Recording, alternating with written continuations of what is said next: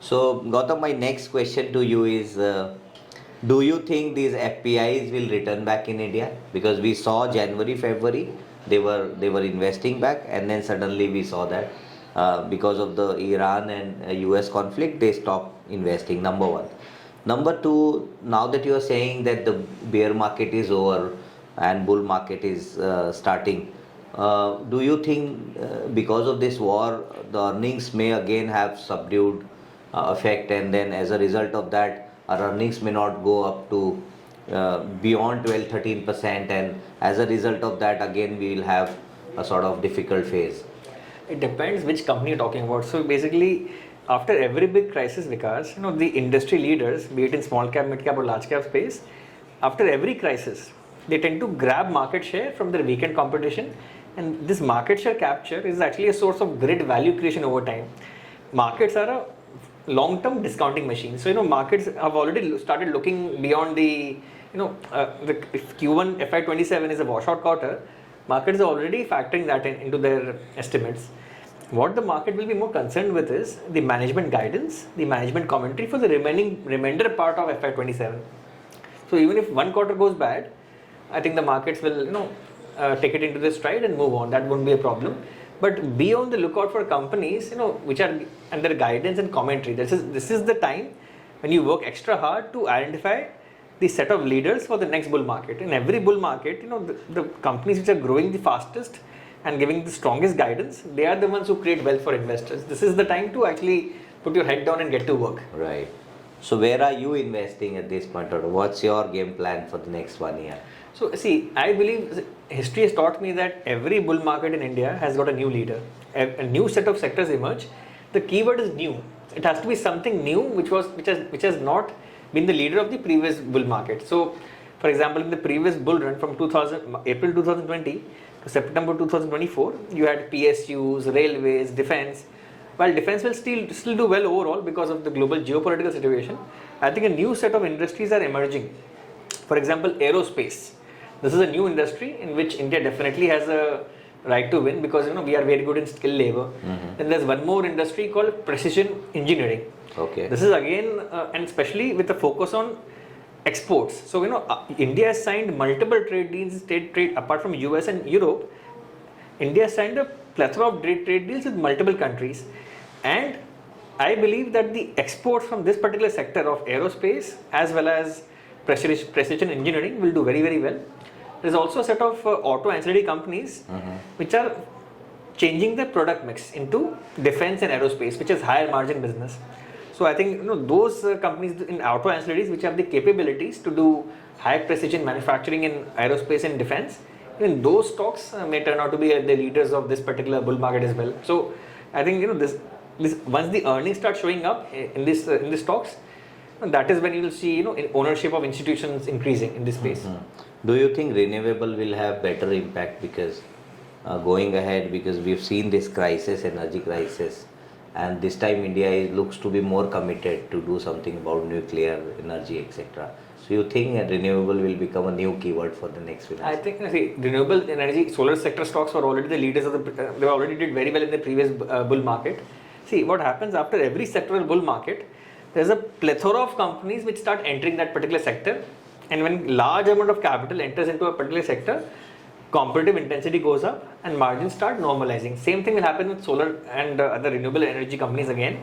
There'll be a lot of economic benefit to India from this energy transition, but I'm not too sure how much that will benefit shareholders as such, because this competition acts as friction for value creation. Okay. So like Warren Buffett has taught us, the key to investing success is not how fast an industry is going to grow.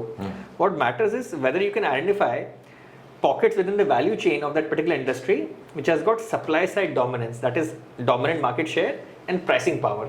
That is where sustainable, long-term, durable wealth creation actually takes place. So don't confuse growth with stock price appreciation. You have to look at profitability and sustainability as well when you're investing. Right.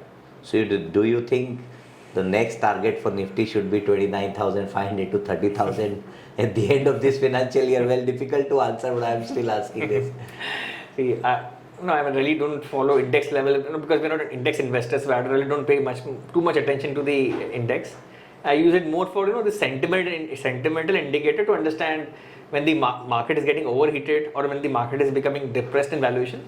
I think that's a better way to use these indices, to understand, gauge market sentiment, to understand when the bear market is ending or when a bull market is ending. Because see, we in India, if you want to create wealth over the long run by compounding at 12 to 15% or more, you have to look at the small cap and mid cap space. That the growth story of India lies in the broader market. Right. That is where you have to focus your energy and efforts to. Right. But as an FPI, when you invest and globally when you take a bird view, or there are some other FPIs or FIIs companies who have their own treasury and mandate to invest in emerging markets, they take a bird view and see, then they compare the relative valuations with China or maybe perhaps some of the other emerging markets like Brazil or Russia. So the question is, do you see that our market still demands premium, and as a result of that, this is slightly expensive, and therefore money is going to countries like South Africa or maybe Japan and not coming to India? There was a time when India used to trade at 100% premium to the emerging market valuation average. Now that premium has come down to the long-term average of 70% only.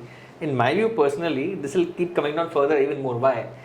Before the AI revolution started, because India was a darling for FIs, okay, because in other emerging markets did not have any growth. Suddenly, from November 2022, you had the AI revolution starting, and now FIs had the option. Earlier there was a TINA factor. There was no alternative to India among emerging markets for FPIs. Now they can invest in Taiwan, they can invest in South Korea, they can invest in China. As competition, see, the capital is finite and limited. Now competition for that capital has emerged from other emerging nations. That is why this capital is getting distributed.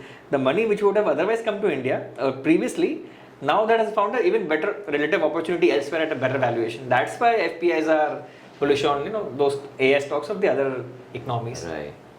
So do you think in the next bull run you will see some conglomerates coming from AI space as far as the top 5 or top 10 companies of the globe? Conglomerates as in? I didn't understand the question. The AI companies, the artificial, they one point of time they'll start getting listed.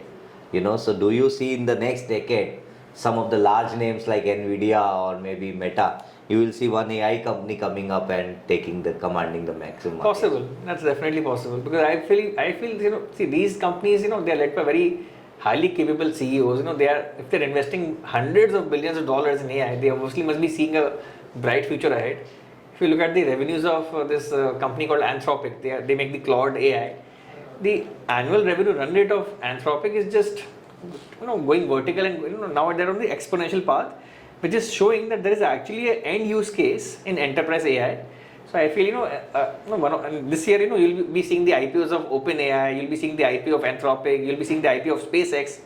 Hundreds, they'll be valued in hundreds of billions of dollars later, and possibly trillions later this year. So I think there'll be a lot of pressure on the liquidity, because when you want to invest in these IPOs, you have to, the secondary market has to make way for this primary market, and therefore liquidity shifts from secondary to primary. So I think it's going to be a pretty volatile phase that time. But just to go back to your question, yes, I think in the future definitely we'll see some very large conglomerates in AI getting listed. Yeah. See, Gautam, intellectually India is ranked amongst the top 5 countries as far as globe is concerned, but somehow, why do you think we missed on these opportunities AI? It is because of the lack of investment coming in, or you saw that we did not have enough propositions coming from Indian companies to really participate in this AI initiatives? It's the lack of R&D and the lack of the innovative mindset. I'll give you an example. I tweeted about this recently. Wipro, they reported a negative constant currency growth year on year in dollar terms, and they announced I think huge buyback of shares. Same thing with Infosys and other companies. The IT companies in India, they produce large amounts of cash flow, but instead of investing in AI and taking a short-term hit to their earnings, they decided to appease the shareholders by going for buybacks. You can never compete in a fast-changing world where everything is so dynamic and fast-changing. You should have some risk-taking capability instead of trying to play it too safe. I think that is where basically we missed out. And see, so far these IT services companies in India, Infosys, HCL Tech, Wipro, their business model was basically headcount driven. Yeah. Get more headcount and get more revenue. Right. But what does AI do? AI eliminates headcount. So that's again going to put pressure on these IT companies even further in future, unless they can reinvent and just reimagine themselves as AI first. Right now they are thinking more of, they're still thinking just in terms of implementing this AI, but none of them is thinking of creating a frontier lab or a frontier AI model. They're still thinking, okay, let's do share buybacks. That's not how you'll get ahead. Right. No, the other day I was speaking with one of the senior resource from IT, and he said, because it's not about headcount games anymore. There was a time when they used to, IT companies used to have 15-20% expansion in terms of headcounts, but it is no more a headcount game in IT, and it's all about efficiency. It's all about increasing the productivity of the employee, and it's all about increasing the overall revenue of the overall underlying businesses. I think that is what IT as an economy is headed. But at the same time, my sense is that AI is here to stay, and Indian as in companies of India do not have that kind of integration as far as AI is concerned. I think that will take about 6-7 years, 10 years time for Indian businesses to get completely integrated with artificial intelligence. So I think the overall it will take about a decade, but yes, it is here to stay. So it's a new normal, and probably it will give us plethora of opportunities. As when internet came in 2002, we were all got scared that nobody will have job, but today you see number of jobs have increased. When mobile got introduced, people felt that nobody will go and meet each other, people will talk over the phone, and things will, logistic industry will take a hit, but nothing happened, that sort of.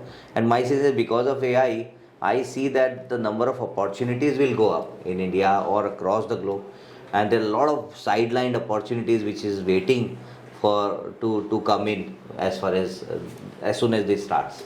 I completely agree with you. Yeah, Yes, absolutely. Right. So with that, we'd like to conclude the session here. Thank you so much, Gautam, once again, and taking the time out and talking to all of us at AltPort. Thank you. Thank you so much. Thank you. Thank you.